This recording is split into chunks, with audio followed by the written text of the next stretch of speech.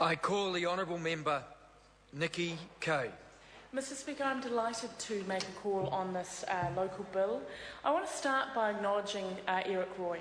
I think what we are seeing in the House this evening is a fantastic example of a local Member of Parliament working over a long period of time for his constituents.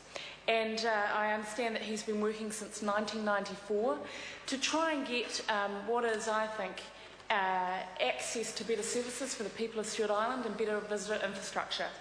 Can I also just, as has already been acknowledged this evening, send out my thoughts and prayers for the people of Southland, because obviously we know that they have been mourning with the Easy Rider tragedy, and I think all members of this House would be thinking of the people of Southland at this time.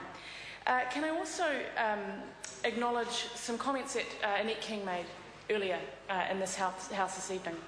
I am fortunate to represent not just the people of Central Auckland, but also I have many islands in the Hauraki Gulf. I represent Waiheke Island, Great Barrier Island, and a number of other islands. And some of the issues that have been raised in this debate, and also through the passage of this legislation, are applicable to other islands. But what I would say is that what Mr Roy has done is he has won the argument through the Select Committee process to get good support for this bill, to say that there are some unique things about Stewart Island, and to really, and I just want to briefly touch on some of those unique things about this particular island, but he is an example of an MP who has really fought for his local community in delivering this bill to the House. So some of the unique things about Stewart Island that I think we should all just acknowledge this evening are that 85% of the island is in a national park. Rakiura National Park, I think that's 10 years old now, but also as has also been mentioned by the Green Party, we have a number of special New Zealand species on the island, from the kakapo to the kiwi, and so it is a very important part of the conservation estate for New Zealand, and I think we can acknowledge that many people want to visit the island. In fact, my understanding is that there are around 40,000 non-residents that visit the island a year, and we estimate that the levy should raise about $160,000. So I think that is very, very significant for a small community like the community on Stewart Island.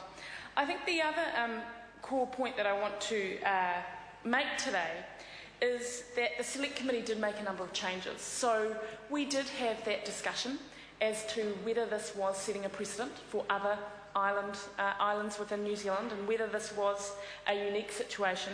And I think the Select Committee process was very valuable because we did make a number of changes. For instance, the new Clause 3 to clarify that a levy could only be applied to visitors travelling to the island and not to all people travelling to the island. I think that was very significant.